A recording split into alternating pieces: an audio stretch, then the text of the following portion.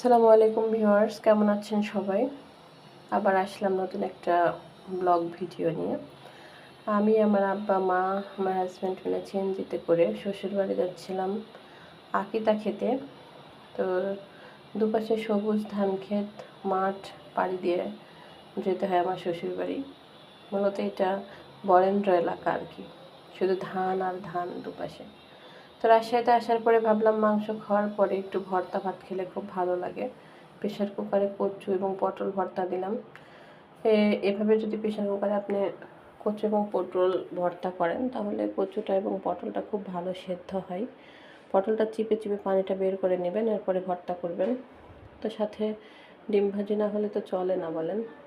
ভর্তা, ডিম ভাজি এগুলো তো মানে একে অপরের সাথে সম্পর্কিত। তো পটলটাও এভাবে খুব ভালো করে চটকে চটকে ভর্তা করে নেবেন এবং দেখবেন যে অনেক মজা হয় খেতে। তো শুধু ভর্তা হলে তো হবে না, সাথে ডালও লাগবে। ডাল, ভর্তা, ডিম ভাজি, এই হচ্ছে আজকের দুপুরের খাবার মেনু। তো বেশ ভালো লাগছিল খেতে। মানে এই সাধারণ খাবারগুলাই খেতে যে এত ভালো লাগে যে মনে হয় প্লেটের ভাত শেষ হয়ে যায়, তাও খাবার শেষ হয় না। একরকম মন ভরে না আর কি। তো যাই হোক, আজকের দুপুরের খাবারটা খেয়ে আলহামদুলিল্লাহ এই সাধারণ খাবারগুলোই খুব ভালো লাগে। আসসালামু আলাইকুম।